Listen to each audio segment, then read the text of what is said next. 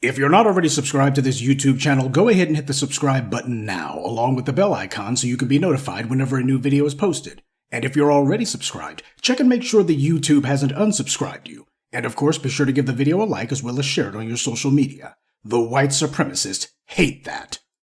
And now, the Sunday address. Now, you knew this one was coming. A lot of black people are all too aware of the fact that a lot of these phony Hollywood white liberals are closet racists. They're actors, so they practice how to act like they're showing empathy for black folks. They learn how to act like they're concerned. It's all a performance. But eventually they have to let the mask slip, and when they do, they say what they really think. In recent years, we've seen this from Bill Maher, Sarah Silverman, Lena Dunham, Judd Apatow, Michael Richards, and a number of others. And when confronted on their anti-black racism, they all claim that they're not really racist because they're Jewish. And Jewish is a minority group, a religious minority. Well, we can now add Julianna Margulies to this list. Everyone knows that Julianna Margulies went full racist recently. She went on an anti-black tirade on a podcast. Apparently, she thinks black people aren't supporting Israel sufficiently enough to suit her taste. Now, before we get to that, and trust me, we will get to that briefly, I want to go ahead and give you a rundown of some of the other stuff that she said because she was really on one. First, she started talking about how there were Jewish protesters or Jewish activists who were getting off of a plane and apparently their buses didn't show up to pick them up. If anything like this had happened in the black community, for example, 900 protesters left stranded on the tarmac in DC on their way to the rally because all the bus drivers walked out. If that had happened to any other marginalized community, this country would be in an uproar. First, Michael Rappaport, now Julianna Margulies, with the same stale false talking point. Things like this happen to black people all the time. The difference being it's about things far more serious than bus drivers not coming to pick them up. And it doesn't make the news either. Black people die at a disproportionate rate. One study concluded that it was as much as 1.6 million more deaths than white people over a 20-year period. I can tell you right now, that's a conservative estimate. I routinely have told you about the black infant mortality rate and the black maternal mortality rate, both of which are far higher than for any other group, and both of which are totally ignored. Black people are the vast majority of hate crimes victims in America, but Congress completely and thoroughly ignored us, all throughout the BLM protest and even at the height of the 2020 uprisings. Instead, they passed an Asian hate crime law, even though hate crimes against Asians had been trending down even during the year that they passed it. This tired talking point, this lie about if it had happened to black people, then folks would be in an uproar, it's a lie. But I've seen all these other non-black groups use it across the board. You cannot in one breath say that black people are marginalized, and then in the very next breath say, well, if this had happened to black people, there would be an uproar. Black people in America are somehow given preferential treatment. That's the well that Rappaport and Margulies are drawing from when they say, if it had happened to black people, there would be an outcry, etc. We protest, we demonstrate, we chant, we sing, we walk around in circles, we beg and plead, we cry tears, and nothing changes, nothing happens. Meanwhile, everybody else in America have policies and benefits made for them, given to them, and they don't have to do any of the stuff that we do to get ignored. But I got a suggestion for both Julianna Margulies and Michael Rappaport. If they really think that black people are treated better than them and that when black people say something, the world moves, I got a real easy solution. Just claim to be black. That's it. Margulies and Rappaport should hold a press conference, and they should say that they have a couple of black ancestors and that they've merely been passing for white all these decades. Problem solved. Except we all know they're never going to do that, because they know the truth, that they're lying. Their careers would be over, not that Rappaport actually had one, and the treatment they would receive would be far worse than any minor grievances that they claim to have today. And they know it. Anytime somebody from the dominant society tries to claim that black people are treated better than them, just tell them, go ahead and identify as black then, and watch the doors fly open. See, they have the luxury of pretending to be victims, while ignoring the real ones. The game that Margulies and Rappaport play is to identify as white when it's time to get work and fame and money, but when their religion provides the occasional hiccup, suddenly they're a minority. You can't have it both ways. Except that's precisely what white privilege is about. As Neely Fuller explained, it takes both sides of every issue. Oh, but Julianna Margulies was just getting started with her litany of bad takes. I'm the first person to march in Black Lives Matter. When that happened to George Floyd, I put a black screen on my Instagram. Like I ran to support my black brothers and sisters. When LGBTQ people are being attacked, I run. I made a commercial for same-sex marriages with my husband in 2012. Like I am the first person to jump up when something is wrong, as I think most Jews are, because we have been persecuted from the beginning of time. Mm-hmm. It's those kids who are spewing this anti-Semitic hate that have no idea if they stepped foot in an Islamic country. These people who want us to call them they, them, or whatever they want us to call them, which I have respectfully really made a point of doing. Like, be whoever you want to be. Mm-hmm. It's those people that will be the first people beheaded and their heads played with a soccer ball, like a soccer ball on the field. You know, I just love her claim that she had a black square on her social media. I'm sure that did a lot of good. And that she supports this or that cause. She's the first person to step forward. Probably not the first person ahead of black people, I would imagine. I think black folks probably stepped forward before her. Though the topper had to be when she claimed black brothers and sisters. Yeah, this is her doing her rhetorical equivalent of I have black friends. It's the old liberal racist two-step. She's trying to bestow innocence on herself before she goes and says some vile stuff. And she said some vile stuff indeed. And by the way, if she didn't do anything until George Floyd was murdered, all that means is she was bored during the 2020 lockdowns. So since she didn't have any work on a TV show or something, she decided to play act at being a concerned citizen on social media. I don't care much for Dave Chappelle at all, but even he said that during the 2020 uprisings, people kept asking him to say something. And he refused because, as he said, the streets were talking. When these celebrities do their little virtue signaling, they do it mostly as a form of PR. Same reason you see some of them go into third world countries to stand in front of a Red Cross banner and claim that they handed out parcels of food to refugees, but always make sure that the cameras are there. They never want to do it without cameras. At no point from the murder of Trayvon Martin to the murder of George Floyd did you see black people saying, oh my God, where is Hollywood at to speak on this? Why isn't Tom Cruise doing a George Floyd hashtag? Why isn't Angelina Jolie tweeting about this? It wasn't a time for virtue signaling. It was a time for actions. So for her to try to act like she was supporting something because she did some emoji on the internet, unless you're giving or doing something tangible, you're not supporting anything. Oh, by the way, on a side note, you notice how she started off saying the pronouns and them, and you notice she corrected herself real quick on that one? Oh yeah, she walked that back instantly. See, a lot of the people who Julianna Margulies deals with on a daily basis in Hollywood are in the LGBT community, transgender, all that stuff. So she knew she had to clean that one up quickly, instantly. She just had it on reflex. Soon as she said, oops, I better walk this back. But for any LGBT people who are listening to this, if you thought that Julianna Margulies liked you, sorry, but for her, that was just more of her moral performance, just more acting on her part. This Andy Ostroy character then claims that young people are embracing Hamas. They're even embracing Osama bin Laden. There's got to be a reason why young people are embracing Hamas. Why young people are embracing Osama bin Laden. I mean, for fuck's sake. I mean, it's unfathomable. That's how it's crazy it is. And where are the professors? Right. Have you seen anything like that? Because I sure haven't. Nobody's embracing anything. Nobody's converting to Islam. Nobody's running around with Hamas t-shirts or putting an I love Osama bin Laden bumper sticker on their car either. Where the hell is he getting all of this paranoid nonsense from?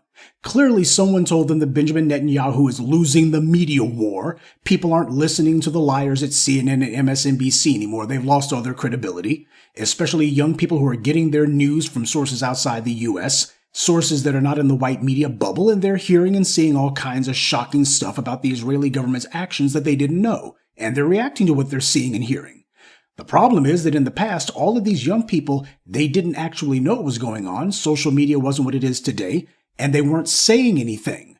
And that was fine with Julianna Margulies, but now a lot of these young folks have gone from apathy to activism, and that's what seems to have Margulies and Ostroy alarmed.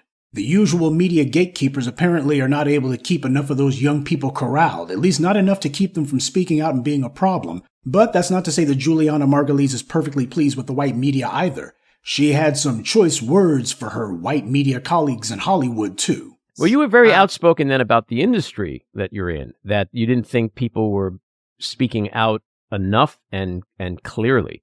Is that you you still don't, right? Mm-hmm. I'm sorry, but I am stunned at my industry, because if it was any other, can you imagine the WGA not putting out a statement after George Floyd? And yet, when it was the Jews, by the way, all of our great material on television is pretty much from the Jews. Like, the fact that they stayed silent for so long until they were pressured into making a statement. By the way, the Me Too movement, women, they cut a fetus out of a pregnant woman's stomach and filmed it. And the Me Too movement isn't condemning Hamas? What? There are no words. So here's how I feel. My industry, and I love what I do. Of course, all the Jews are going to speak up. It's the non-Jews that need to speak up. Mm-hmm. Did she actually ask about the Writers Guild of America? That's who the WGA is. They're the television and movie writers. I don't know if they made any sort of statement about the murder of George Floyd, and I don't particularly care. I chronicle for you how racist these movies and TV shows are. As far as I'm concerned, I don't want any of these Hollywood writers to support us. What I want is for them to give an apology for all the racist movies and TV shows they've written. They want to write something, they can start with writing us an apology. But to Julianna Margulies, she's so desperate to find something to support her narrative that being Jewish means being ignored that she's asking about the Writers Guild of America? Really? That's how far she has to reach? And what exactly is a statement from the WGA supposed to accomplish? Let's say that they put out a statement today condemning Hamas, etc. Hell, the Writers Guild were on strike just a few weeks ago. Let's say that they go ahead and get the picket lines ginned up again and go do a demonstration in front of the UN. Then what's supposed to happen? What happens after the WGA makes a statement? Is Hamas going to say, okay, we give up, the writers of Rick and Morty don't like us? Or are they going to say, well, we were going to keep fighting, but somebody wrote an episode of Law & Order where Hamas is the villain, so we gave up? Is that what Julianna Margulies thinks is going to happen? Again, she seems to think that a press release somehow is support, or that it's substantial, and it's not.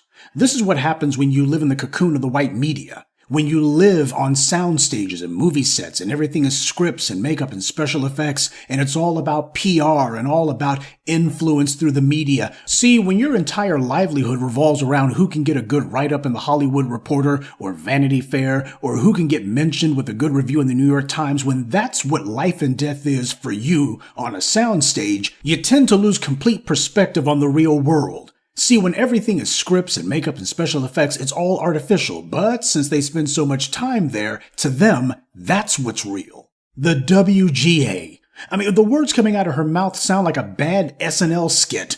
She's sitting here, this washed-up, over-the-hill has-been actress. Why didn't the WGA say something? It would be funny except for the fact that she spends most of her time taking pot shots at black people. When has anyone ever spoken out in support of the Jews? The United States in World War II sent boatloads of Jews back to Europe. Yes. When has anyone ever spoken up for the Jews? Well, I am very glad that you asked, Mr. Ostroy, because I can answer that question for you. Black Americans have spoken up for the Jews. Walter White, when he was head of the NAACP, he went to the UN in 1948 when the UN was debating whether or not to officially recognize Israel as a state. There were a number of African nations who objected to that. They said that they would refuse to recognize Israel, and it was Walter White who personally negotiated with those African countries to get them to approve it. And Israel was officially recognized because of a black American.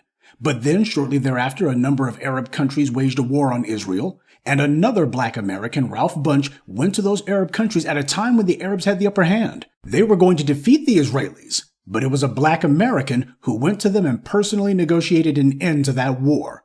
Ralph Bunche was awarded the Nobel Prize for that, but you don't hear much from that. I don't think there's any street or even so much as a plaque in that man's honor in Israel. And you don't hear Jewish Americans like Julianna Margulies or Andy Ostroy or Jonathan Greenblatt with the ADL talking about that. They never mention these men. So when they ask who speaks for the Jews, black Americans have done that numerous times. It's ridiculous to claim that black Americans don't support Israel. We are the reason Israel exists. We made sure that Jews had a state of their own, a place where they could make their own rules and nobody can single them out for being Jewish, a secure place where they're in charge, something we don't even have. Black Americans gave them their own country. What more do they want us to do? We don't live in Israel, and we have no say over their government. And as the poorest and most politically marginalized people in the world, we can't do anything about what's going on over there. The U.S. government's already approved a massive shipment of money and weapons to Israel. That money can be added to the $3.5 billion the U.S. gives Israel every year. So again, what does Julianna Margulies want Black Americans to do exactly that isn't already being done? Now, what if Margulies is saying is that she thinks Black Americans need to be in the streets chanting, marching, holding up signs, and all the rest of that, that's fine. In that case, then I hope that she can also agree that $3.5 billion per year can stop being given to Israel and can be spent on American infrastructure instead. God knows we need it. And as for that massive amount of shipment of arms and weapons that the Congress signed off on, well, they can go ahead and bring that back to the U.S. too, because as Julianna Margulies is apparently meaning to say, all Israel really needs is Black people to give moral support. Apparently that's all Israel really needs, right? All right, now that we've had some of the setup, let's go ahead and get into some of the most inflammatory stuff that she said regarding Black people. You know, there was a film being shown by this Black lesbian club on Columbia campus, and they put signs up that said "No Jews allowed." And as someone who plays a lesbian journalist on the morning show, I'm more offended by it as a lesbian than I am as a Jew, to be honest with you, because I want to say to them, you fucking idiots. You don't exist. Like, you're even lower than the Jews. A, you're Black, and B, you're gay. And you're turning your back against the people who support you? You, get all that? You're even lower than the Jews. That's what she says. You're lower than the Jews. She's sitting here saying, I consider you to be beneath me. And on a side note, you notice how she was talking about how she's offended as a lesbian. This woman is not a lesbian. She's married to a white man. So what the world is she doing talking about being a lesbian? See, this is somebody who has spent her entire life in front of cameras, reading from scripts, in the phony fake bubble of Hollywood. She can't tell the difference between reality and fantasy. She can't tell the difference between what's real and what's artificial. So to her, it's all real as long as it's something happening to her. As long as she's there, that's what makes it real. And notice that she started cursing. This is the point where she started cursing at. When she gets specific about what she claims are Black people questioning what's going on in Israel, that's when she starts cursing. And she aimed her insults and her vitriol directly at these Black students. She was unhappy about the LGBT community and the Writers Guild. She was unhappy about them. But let some Black people say something she doesn't like, and she goes full Roland Martin, doesn't she? See, whether it's these left-wing racists or their bootlicks, they get vulgar and profane when they're talking about Black people. When they're checking Black people, putting Black people in their place, the profanity and the insults, they save those for us. Now, to explain what she's talking about, she's complaining about Black lesbians at Columbia University who she said put up a sign that said "No Jews allowed." That's what she just said. You just saw it. Now, when I heard that didn't even sound right. So being the Black media, as we showed last time when Nicole Wallace, one of the most stunningly ignorant people on cable TV, falsely claimed that the FBI said anti-Semitic hate crimes were 60% of all hate crimes in the U.S., I figured what Margulies was doing was more the same, and that proved to be the case. This lesbian group she was talking about calls itself Lion Les, which has been described as a club for queer women and non-binary people run by students of color. Keep that phrase in mind. That's the first thing that lets you know that maybe this ain't as Black as she was saying. The person most responsible for the controversy that Margulies is so wound up about is a young woman named Lizzie George Griffin. She's a senior at Columbia University. She's been doing the most to conflate the Israel-Palestinian conflict with the treatment of Black people in America. Now, before we go any farther, I'm sure some of you are going to have something to say about a young, light-skinned lesbian at an Ivy League campus who chooses to differentiate herself based on sexual orientation. And we are going to get into that. But first, let's discuss this film screening that Lion Les was holding that Julianna Margulies was referencing. The film that Lion Les was showing was called Shakedown, which is described as a chronicles of explicit performances in an underground lesbian club in Los Angeles. So this is the great student event that Miss Margulies is so angry about. She apparently is quite interested in what lesbians are getting up to in underground clubs, I suppose. Look, I'm a heterosexual black man, and I don't want to see what amounts to a porno film, okay? Now, from what I found online from Columbia's own website, there were no signs being put up, as Julianna Margulies put it.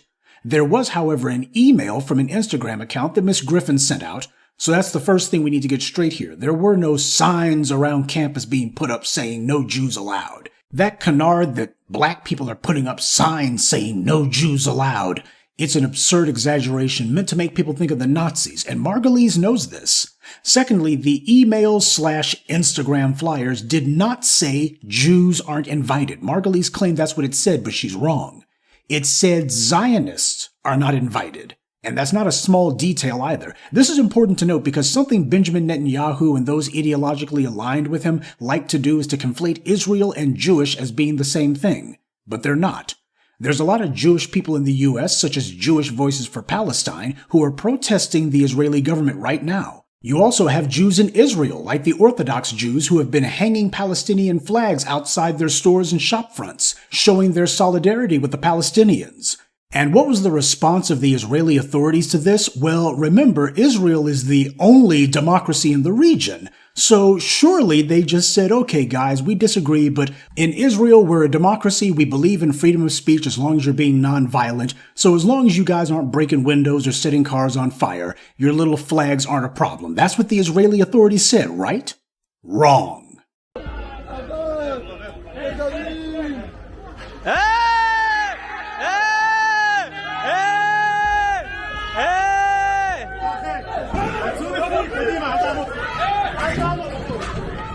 This is what's going on in Israel right now, in the alleged only democracy in the region. The police openly and violently and deliberately attack people in the streets if they dare to disagree with the government. Because, as we all know, nothing's more democratic than the police beating people into submission. How is this different than Iran, or any other Arab state who the Israeli government or the white media excoriates for robbing their own citizens of their rights? The Israeli government is attacking, abusing, and oppressing its own Jewish citizens. But Miss Margulies doesn't mind, because these Orthodox Jews in Israel, they disagree with her position. So it's okay to brutalize them, but to criticize the Israeli government, now that we can't have. For people like Netanyahu and his corrupt pals, it is crucial that they define Israeli and Jewish as one and the same, and it's also equally crucial that they do away with any Jewish voices who disagree. Ignore them if you can, but crush them if they're too loud or too visible to be ignored. There have been a number of white media outlets, including Columbia's campus paper, that have talked to Miss George Griffin, and she has said that Jewish and Zionist are not the same thing, and that she wasn't saying that all Jews are barred from this little gathering, which I can't imagine anybody who was champing at the bit to go. Now, as for Mrs. Griffin's own personal leanings, I've read some of her online postings. You'll notice that she uses words like brown people to describe the groups who have been oppressed. First of all, nobody else speaks up for us, so no black person should be putting on the cape. A lot of these groups who she calls brown people, they discriminate against black people in their own lands. Look at how black Latinos are treated, how black people are treated in India. The same way that she calls out the white media and others who try to use Zionist as an umbrella term to encompass anyone who's Jewish, whether they agree with Zionism or not, it's the same way that she puts forward this flat definition of brown people that includes black folks and anyone not classified as white, while leaving out that a lot of them identify as white on employment applications, driver's licenses, and the census forms. So while she comes off as a very angry faux radical, which you see on every single college campus without exception, she's also very young, very bellicose, and absolutely harmless. Well, at least as far as the issue of Israel's concerned. Nothing she says is going to change anything. There's nobody who follows her. Nobody's going to bust a grape because Israel supporters weren't welcome to a porno film that she was hosting on campus. Also, this is not the first time that Lizzie Griffin has been in the news. Just 2 months ago, she went viral in a video where she confronted the president of the Dominican Republic over its country's treatment of Haitians. But she also then went off in the weeds and began protesting homophobia and transphobia, and she said that discouraging homosexuality was only done so slave masters could get the enslaved to have more children for their plantations. So in other words, she used that as a platform for her to do one of her speeches so she could fit in all this other stuff she wanted to say. About the only important thing was when the Dominican president denied that racism exists in his country and he began filibustering, she turned from the microphone and walked away. By the way, she captioned her Instagram post with the words, "I stand with Haiti." A lot of you are wondering if she is perhaps an immigrant herself, since a disproportionate number of non-white college students are. So far, her name strongly suggests to me that she perhaps is, but I haven't had enough time to scour her social media background to verify it, so... Anyway, this is who and what Miss Griffin is, a professional activist who looks at any trending news story or any opportunity to stand in front of a microphone as her chance to push her own message. Her social media presence seems to represent her pretty accurately. Capricious, immature, wanting to challenge things that matter but not having the knowledge or experience to do it with. She's offensive to some, but she's not dangerous to anyone. Least of all, dangerous to the Jewish community or to Israel. But now we get to the point that Julianna Margulies really wanted to make. She drops all pretense that she's not talking down to and insulting the black community. This is the part where she decides to go all in and show exactly what she thinks of black people and what she has no doubt thought of black people for many, many years now. Did you see U.S. and the Holocaust, the Ken Burns documentary? Everyone should watch it. It should be mandatory watching, especially for the black community, if I may. Because Hitler got his entire playbook from the Jim Crow South. The Nazis were watching how the Jim Crow South were treating slaves and said, "Oh, great call. Let's do that playbook. That's what we'll do to the Jews." Which is also why in the civil rights movement, the Jews were the ones that walked side by side with the blacks to fight for their rights.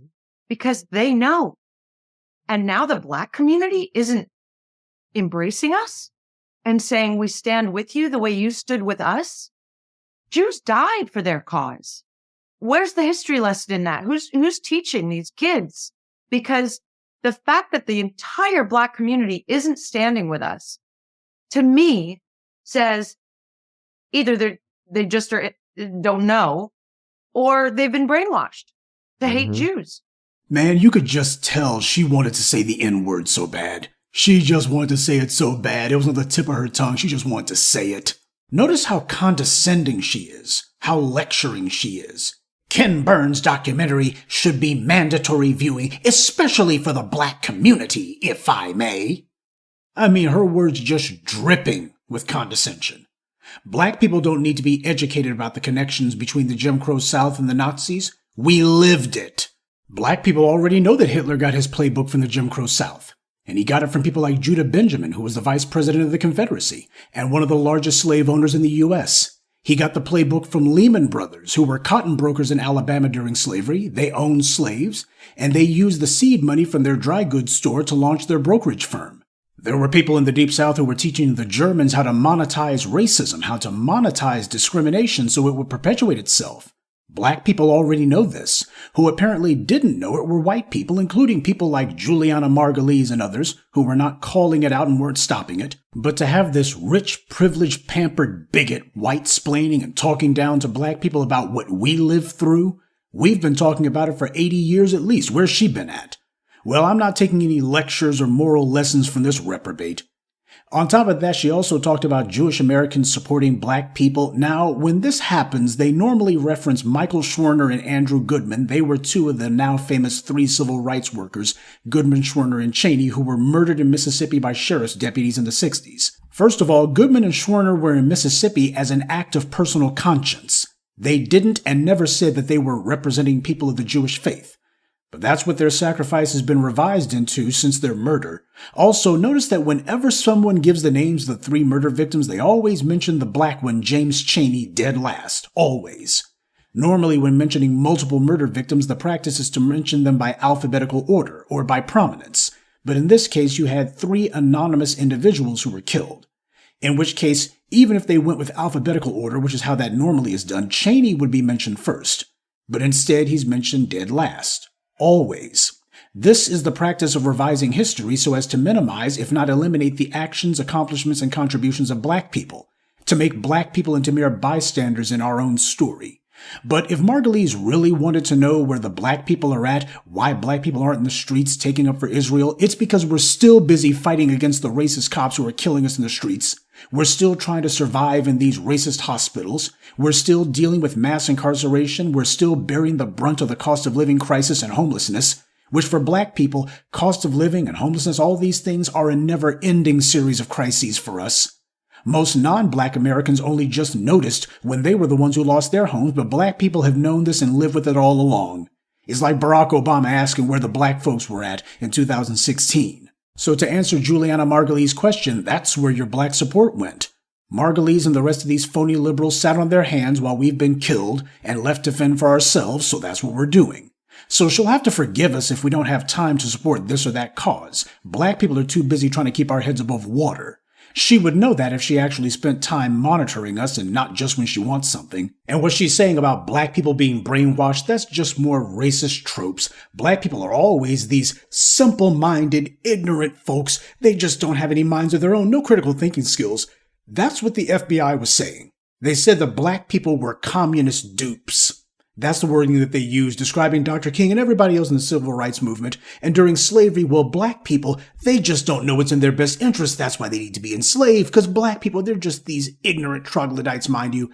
That's the well that she's drawing from when she says black people are brainwashed. It's the old black people are just this one gigantic, mindless nigger. They just can't think for themselves, and why anyone could tell them any pack of lies and they'll go along with it, because they're just so dumb. That's what she's actually trying to say. I mean, she wanted to use the N-word so bad. Never before in history has any white liberal wanted to go ahead and say the N-word. You could tell. And this Andy character, after he did all of this fear-mongering and all this race baiting, he admits that he's not scared. He's indignant because he feels that people aren't doing what he wants them to. It's such a complicated situation. A lonely place to be. It is a lonely place to be, and I was going to say it's a scary place to be, but I find myself not really being scared. I'm more just livid. So after all of that complaining and race baiting and dumping on the black community, he comes out and says what we already knew. He's not scared.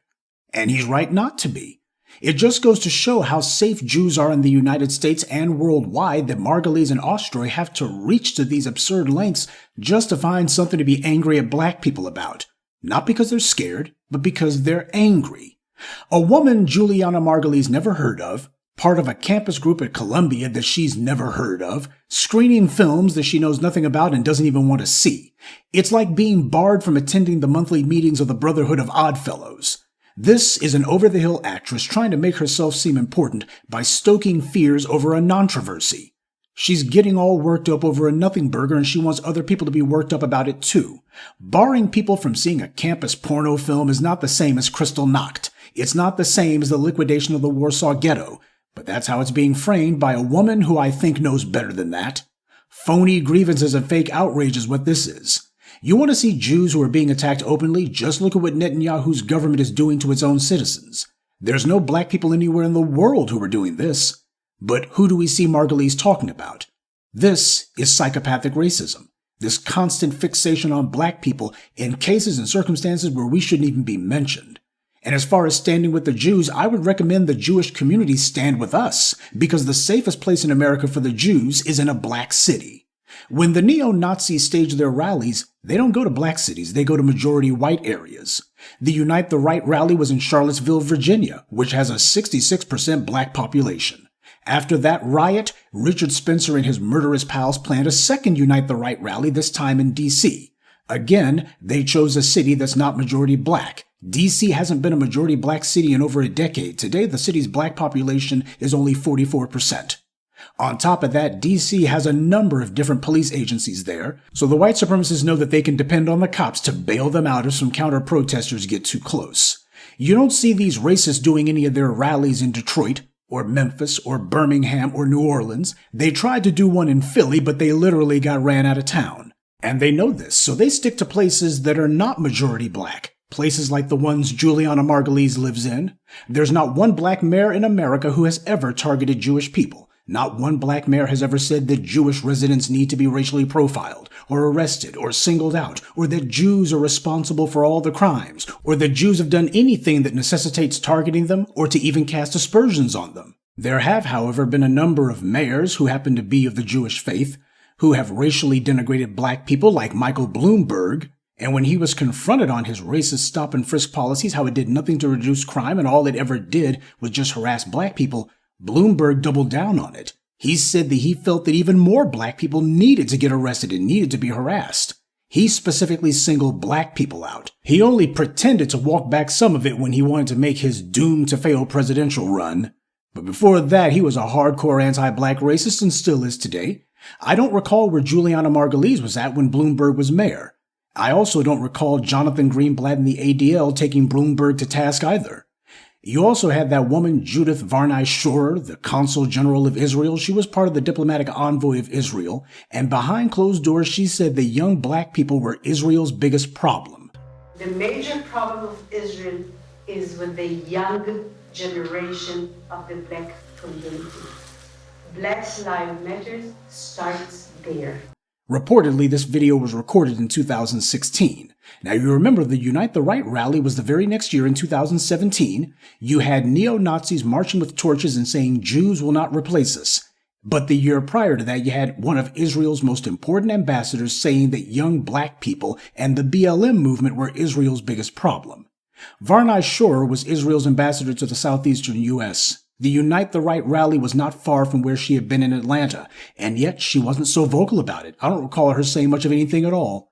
So black people saying that anti-black violence has to stop, and Israel's ambassador says that's Israel's biggest problem, but neo-Nazis march through the streets yelling Jews will not replace us, and they kill a woman just to prove their point, and crickets.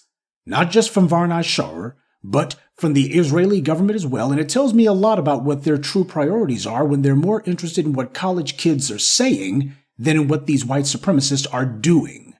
And the racists like David Horowitz, Ed Blum, Stephen Miller, Ben Shapiro, spouting every kind of anti-black racism imaginable, fueling a white supremacist hate machine against us. Where has Julianna Margulies been to call them out? Now, do you see black people saying all of these vile things about the Jewish community? No, you don't. So what the hell is she talking about? Nothing, apparently. Now, she's recently done the usual, predictable, insincere apologies about all this racist stuff that she said. I didn't want to cause more division. No, what she's scared of is that she might actually lose her position on her show, which I doubt. A lot of these white media racists are just as bigoted as she is. But the fact that she's trying some pathetic CYA maneuver, what it shows is this woman just wanted to go ahead and vent and gripe about black people, and now that she's done that, she feels her job is finished. And you know what? I'm pretty much finished with her too. Julianna Margulies is no victim, and black people haven't been brainwashed. Julianna Margulies has, though, and it was a small load of wash. But since she loves the sound of her own voice so much, I'll let her have the last word. People are only seeing what they want to see. Yes, Julianna. That is exactly what you did. Good evening, and be one. I'd like to take a moment to mention some of our contributors. Creighton Consulting, Eric Bailey, David Green, Kevin Riley, and Andrew Lewis. Salute to them and thank you to everyone for listening, liking, and sharing this message. Black empowerment only exists because of you.